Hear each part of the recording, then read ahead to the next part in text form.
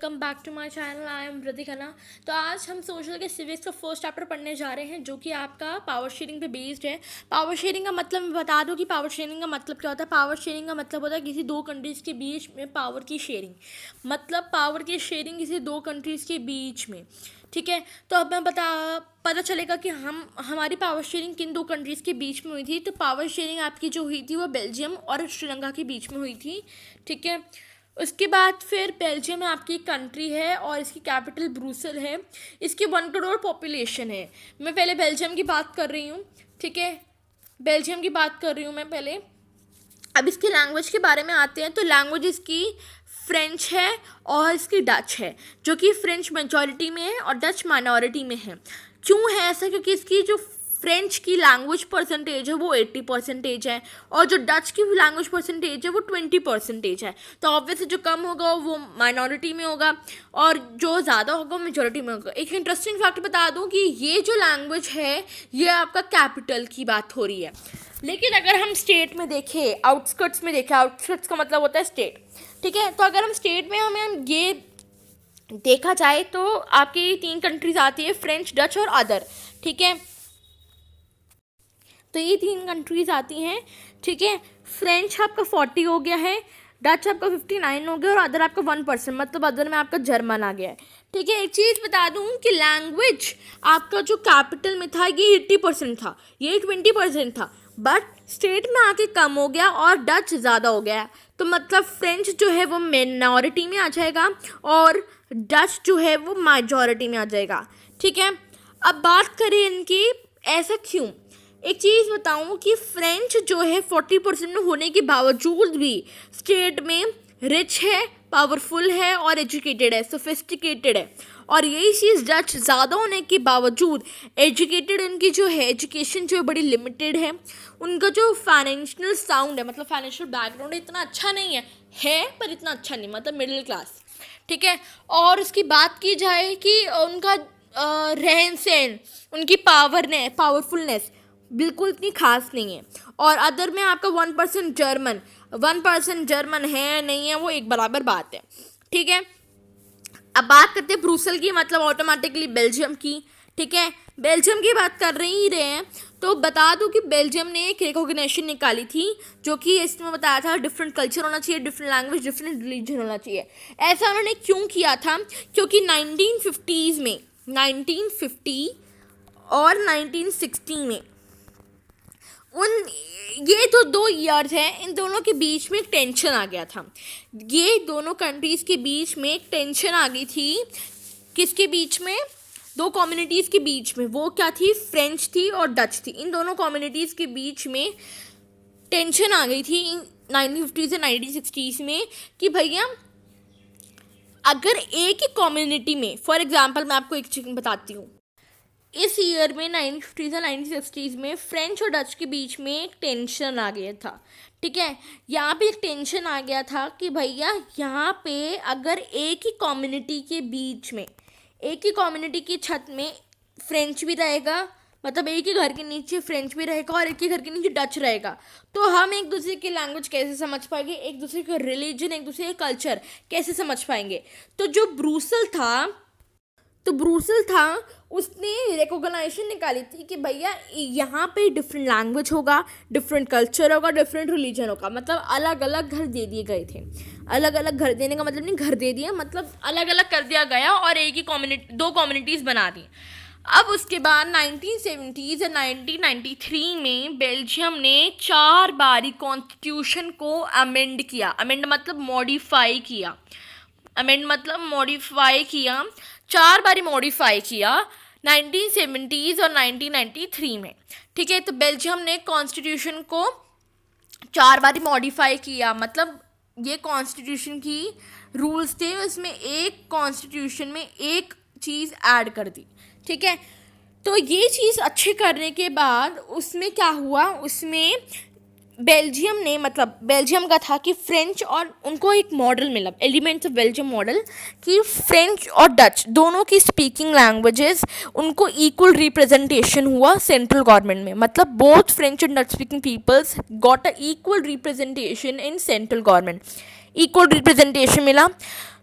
कुछ पावर्स थी जो कि सेंट्रल गवर्नमेंट की, वो स्टेट गवर्नमेंट को दे दी गई। सेपरेट गवर्नमेंट हुए ब्रुसेल्स में विद इक्वल रिप्रेजेंटेशन, ठीक है, मतलब अलग अलग गवर्नमेंट दिए गए ब्रुसेल्स में इक्वल रिप्रेजेंटेशन के साथ। लाइक 80% अगर फ्रेंच को रिप्रेजेंटेशन मिल रही है तो डच को भी 80% मिलेगी। उसके बाद state government are not the subordinates to the central government. और उसके बाद central government, there is also community government. जो सेंट्रल और स्टेट गवर्नमेंट थी वो एक कम्युनिटी गवर्नमेंट भी एक पार्ट बन चुकी थी। तो इतना अच्छा काम करने के बाद जब ब्रुसेल ने इतना अच्छा काम करा तो ब्रुसेल को एक इनाम मिला, रिवॉर्ड मिला। क्या मिला उसको?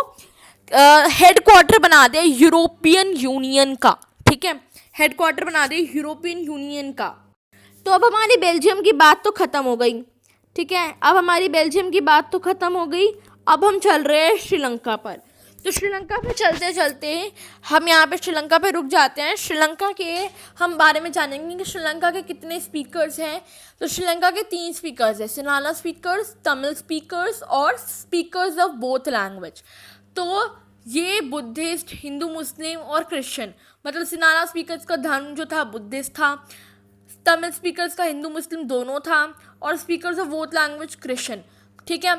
तो इधर क्या हुआ, इन्होंने अब इनकी लैंग्वेज परसेंटेज बता दूं कि लैंग्वेज परसेंटेज सिन्हाला वालों की 74 थी, तमिल वालों की 18 थी और स्पीकर्स ऑफ बोथ लैंग्वेज 7% थी, मतलब ये सबसे ज़्यादा कम थी, तो उसको काटा मार देते हैं। तो अब हम बात करेंगे सिर्फ और सिर्फ इन दोनों की। तो अब हम तमिल स्पीकर्स पे चलते हैं। तमिल स्पीकर्स के बीच में 2 आते हैं, जैसे कि आप मुस्लिम वालों में 2 होता है कि मुस्लिम्स में मुझे पता नहीं, मुस्लिम्स में 2 वो होते हैं, धर्म होते हैं, उनके बीच में बहुत ज़्यादा लड़ाइयाँ होती है। सेम तमिल स्पीकर्स में भी 2 धर्म थे, तमिल स्पीकर्स में भी 2 धर्म थे, श्रीलंकन और इंडियन तमिल। इन दोनों के बीच में एक सिविल वॉर हो चुका था, ठीक है। इंडियन तमिल्स जो थे श्रीलंका के पास टी लीफ फार्मिंग के लिए आए थे। ये आपके बुक में कॉर्नर में लिखा हुआ है छोटा सा, ये आपको ढूंढना पड़ेगा। और एमसीक्यूज में आता है कि इंडियन तमिल श्रीलंकन के पास क्यों गए थे, टी लीफ फार्मिंग के लिए गए थे, ठीक है। अब तमिल स्पीकर्स में 2 कम्युनिटीज़ के बीच में सिविल वॉर हो चुका था। अब मेजॉरिटनिज्म की बात करें तो मेजॉरिटनिज्म में 1948 श्रीलंका जो है इंडिपेंडेंट कंट्री के तरह इमर्ज हुई थी, मतलब एक इंडिपेंडेंट कंट्री कहलाई गई थी, वो किसी पे डिपेंडेंट नहीं थी, इंडिपेंडेंट हो चुकी थी। जो सिनाला कम्युनिटी के लीडर्स थे गवर्नमेंट को डोमिनेट कर रहे थे, ठीक है। तो श्रीलंका ने क्या स्टेप्स लिए, steps taken by Sri Lanka that Sinhala become official language. Sinhala को पहले अपनी लैंग्वेज नहीं मिल पा रही थी, बट उनको बाद में उनकी लैंग्वेज को ऑफिशियल लैंग्वेज बना दिया गया, ठीक है। People from Sinhala community got privilege in government job then universities. जो सिन्हाला कम्युनिटी के लोग थे उनको एक प्रिविलेज मिल गई थी गवर्नमेंट जॉब द यूनिवर्सिटीज़ में, कि भैया तुम गवर्नमेंट जॉब से काम सकते हो, यूनिवर्सिटीज़ में तुम पढ़ा सकते हो, पढ़ सकते हो। और बेसिकली वो क्या कर रहे थे, अपने धर्म को, अपने बुद्धिस्ट कल्चर को प्रोटेक्ट कर रहे थे, एनकरेज कर रहे थे। ये आपको तीनों पॉइंट्स लिखने हैं, ये बहुत इंपॉर्टेंट है। तो आपको मैंने इसके साथ समझा भी दी है, आपको आंसर मिल भी चुका है, और आपको ये चीज़ लिखनी है, ये थिंक कि what are the steps taken by Sri Lanka, ठीक है। आगे हम चलते हैं। अब जी श्रीलंका को तो स्टेप उनके सब कुछ जो चीज़ चाहिए थी वो मिल गई उनको, अपना प्रोटेक्ट उन्होंने अपना कल्चर प्रोटेक्ट कर लिया, इनकरेज कर लिया, उन्होंने गवर्नमेंट जॉब्स यूनिवर्सिटीज़ में प्रिविलेज मिल गई, उनकी लैंग्वेज ऑफिशियल हो गई। तो फिर तो ऐसे तमिल ने भी बोला कि भैया हमें भी हमारी भी चीज़, हमारी भी डिमांड्स पूरी करो। तो तमिलियन की डिमांड्स क्या थी, उन्होंने डिमांड किया कि उनकी लैंग्वेज भी ऑफिशियल लैंग्वेज होनी चाहिए, मतलब दोनों की लैंग्वेज ऑफिशियल लैंग्वेज होनी चाहिए, दोनों को पार्टिसिपेट एकदम बराबर करना चाहिए, उनकी रीजनल ऑटोनॉमी होनी चाहिए, इक्वल अपॉर्चुनिटी मिलनी चाहिए गवर्नमेंट जॉब्स और यूनिवर्सिटीज़ में। मतलब श्रीलंका और तमिल इन दोनों की डिमांड्स मिलती जुलती थी, ठीक है। अब बात करें इंपॉर्टेंस ऑफ पावर शेयरिंग की। पावर शेयरिंग की इंपॉर्टेंस की बात करें तो पावर शेयरिंग की इंपॉर्टेंस 2 आती हैं, एक प्रूडेंशियल और एक मॉरल। प्रूडेंशियल में क्या आता है, it helps to reduce the conflicts between 2 social groups in regard to religion, culture and language. Prudential का मतलब क्या होता है, हमारे जितने भी डिफरेंट सोशल ग्रुप्स हैं जिनमें हमारी लड़ाइयाँ होती हैं हमारे रिलीजन को लेके, कल्चर को लेके, जी तू मुस्लिम धर्म है, मैं हिंदू धर्म हूँ, हम दोनों की दोस्ती नहीं हो सकती, फलाना ढमकाना, जो भी होता है रिलीजन, कल्चर, लैंग्वेज। तो नहीं तू हिंदी स्कूल में पढ़ता है तो हिंदी लैंग्वेज बोल, तू मुस्लिम नहीं बोल सकता, तू उर्दू नहीं लिख सकता, ये सब कुछ जो हमारी लड़ाइयाँ होती हैं वो नहीं होनी चाहिए रिलीजन के थ्रू, कल्चर के थ्रू, लैंग्वेज के थ्रू। ठीक है। मॉरल में आता है आपका स्पिरिट ऑफ डेमोक्रेसी। मैं लास्ट में आपको इंपॉर्टेंट क्वेश्चंस बताऊंगी जो कि आपको बहुत इंपॉर्टेंट है बोर्ड्स के लिए और प्री बोर्ड्स के लिए, तो उसको वीडियो के एंड तक ज़रूर देखना और आपको इंपॉर्टेंट चीज़ें पता चलेंगी क्या क्या इंपॉर्टेंट है। और अगर आपको आंसर्स चाहिए होंगे तो मुझे कमेंट सेक्शन में लिख देना, मैं आपको आंसर्स भेज दूंगी। तो अब हमने इंपॉर्टेंस ऑफ पावर शेयरिंग भी पढ़ लिया है, प्रूडेंशियल और मॉरल। प्रूडेंशियल में reduce conflicts between social groups and moral में स्पिरिट ऑफ डेमोक्रेसी। अब हम पढ़ेंगे forms of power sharing. Power sharing की क्या फॉर्म्स है, तो इसमें आपके 3 फॉर्म्स आते हैं, हॉरिजॉन्टल, वर्टिकल और अमंग डिफरेंट सोशल ग्रुप्स। तो हॉरिजॉन्टल का मैं पहले बताऊंगी, हॉरिजॉन्टल में क्या है। हॉरिजॉन्टल डिस्ट्रीब्यूशन पावर में चेक एंड बैलेंस। ठीक है, चेक एंड बैलेंस मैं आपको बताऊंगी कि चेक एंड बैलेंस में क्या होता है। चेक एंड बैलेंस से ये गवर्नमेंट है, मतलब अपनी ये चेक और बैलेंस दोनों मेंटेन करती है। इंडिपेंडेंट नेचर है हॉरिजॉन्टल डिस्ट्रीब्यूशन पावर का। और इसमें क्या आती हैं, एग्जीक्यूटिव, लेजिस्लेटिव, जुडिशरी, ये 3 चीज़ें आती हैं। वर्टिकल डिस्ट्रीब्यूशन पावर में आपको एक हिंट दे दूँ कि जब भी आएगा वर्टिकल डिस्ट्रीब्यूशन पावर लिखना है तो आप अपना ये डायग्राम बना सकते हो, ये 1 मार्क्स इसमें मिलता है आपको। वर्टिकल डिस्ट्रीब्यूशन पावर, नीचे से एरो, फिर सेंट्रल, फिर नीचे एरो और फिर स्टेट, ये आप बना सकते हो। ठीक है। अब आपकी बात की जाए अमंग डिफरेंट सोशल ग्रुप्स की, तो इसमें आपका रिलीजियस और लिंग्विस्टिक ग्रुप आता है। जैसे आपका बेल्जियम में कम्युनिटी गवर्नमेंट बन रखी है। ठीक है। तो डिफरेंट सोशल ग्रुप्स में आपका आता है जैसे कि उनकी जो स्ट्रगल्स थे, उनके जो प्रोटेस्ट थे, ये सब कुछ, उनकी जो कॉम्पिटिशन्स थी पार्टीज़ के बीच में, ये तो फॉर्म्स ऑफ पावर शेयरिंग। अब मैंने आपको बोला था कि मैं आपको इंपॉर्टेंट क्वेश्चंस बताऊंगी, तो इंपॉर्टेंट क्वेश्चंस पे चलते हैं, क्या क्या है आपके इंपॉर्टेंट क्वेश्चंस। तो ये 3 क्वेश्चंस मैंने थोड़ा देख के देखा है कि आपका ये प्री बोर्ड में, बोर्ड में, सैम्पल पेपर में, PYQ क्वेश्चन पेपर्स में ये 3 क्वेश्चंस आपको आ रखे हैं। स्पिरिट ऑफ डेमोक्रेसी क्या होता है, मेजोरिटिज्म क्या होता है, हॉरिजॉन्टल डिस्ट्रीब्यूशन पावर ऑफ क्या होता है, चेक बैलेंस, ये दोनों एक ही हैं। ये आपको कंफ्यूज करने के लिए आपको बोल दिया जाएगा defined horizontal distribution power and what check, मतलब चेक एंड बैलेंस का क्या रोल होता है इसमें, तो आपका ये एक ही चीज़ है। तो ये 3 पीरियड ऑफ डेमोक्रेसी क्या आता है, मेजोरिटेरिज्म क्या होता है, हॉरिजॉन्टल डिस्ट्रीब्यूशन ऑफ पावर क्या होता है।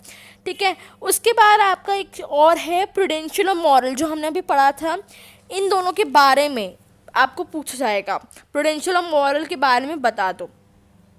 और आपका एक आएगा कि बेल्जियम, बस ये 4-5 हैं जो कि आपके बहुत इंपॉर्टेंट है। शॉर्ट नोट ऑन बेल्जियम बोल दिया जाएगा, या आप बोल दिया जाएगा कि 1950s और 1960s में क्या होता है, तो आपका एक्सक्यूज़ में आ जाएगा।